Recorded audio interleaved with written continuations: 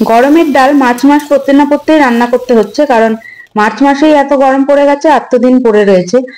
গরমে মাঝে মধ্যেই আমি এরকম ডাল করে খাই, তাই ভাবলাম যে এত গরম পড়েছে আজকেই বানিয়ে নিই।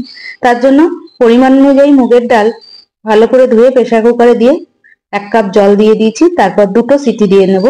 এই মুগের ডাল কিন্তু ভাজতে হবে না, কাঁচা মুগের ডালই রান্না করতে হবে।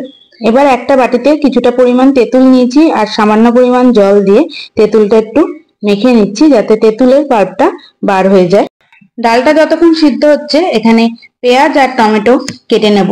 একটা মিডিয়াম সাইজের পেঁয়াজ নিয়েছি আর একটা টমেটো নিয়েছি। এবার পেঁয়াজও বড় বড় করে কেটে নেব আর টমেটোটাও বড় বড় করে কেটে নেব। এখানে জিরি জিরি করে না কাটলেও হবে, যাতে পেঁয়াজটা খাওয়ার সময় মুখে পড়ে, তাহলেই কিন্তু খেতে ভালো লাগবে। দেখে হয়তো বুঝতেই পারছো যে কতটা মোটা করে পেঁয়াজটা কাটছি। একটা মিডিয়াম সাইজের পেঁয়াজ এইভাবে কেটে নেওয়ার পর টমেটোটাও কেটে নিচ্ছি। আগেই বলেছি টমেটোটাও মোটা মোটা করে কেটে নেব। এবার কড়াইয়ে সর্ষের তেল বসিয়ে দিয়েছি, তেল গরম হতে শুরু করে দিয়েছে। এবার এর মধ্যে দিয়ে দেবো 1/2 চামচ কালো সর্ষে আর 1/2 চামচ গোটা জিরে। ফোড়নটা যখন ফুটতে শুরু করবে এর মধ্যে দিয়ে দেবো শুকনো লঙ্কা। এখানে আমি 3টে শুকনো লঙ্কা ফোড়ন দিয়ে দিলাম, দিয়ে কিছুক্ষণ মতো ভেজে নিচ্ছি। ফোড়নটা যখন ফুটতে শুরু করে দেবে তখন এর মধ্যে দিয়ে দেবো কেটে রাখা পেঁয়াজ। পেঁয়াজটা দিয়ে মিডিয়াম আঁচে 2 থেকে 3 মিনিট মতো ভেজে নিচ্ছি, বেশি লাল করে কিন্তু ভাজবো না। এদিকে প্রেসারের 2টো সিটি পড়ে গেছে আর প্রেসারের ভেপারও খুলে গেছে, ডালটা পুরোপুরি সিদ্ধ হয়ে গেছে। এবার এই ডালের মধ্যে দিয়ে দেব পরিমাণ অনুযায়ী জল।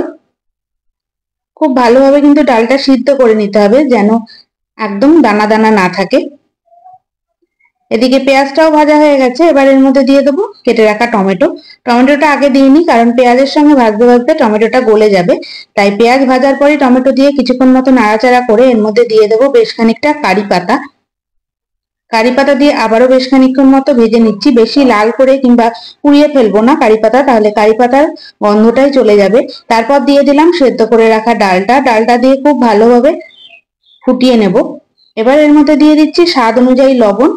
পরে যদি লবণের প্রয়োজন পড়ে সেক্ষেত্রে আবার পরে লবণ দেবো, তার কারণ টক করলে এমনিতেই লবণটা একটু কম হয়ে যায়।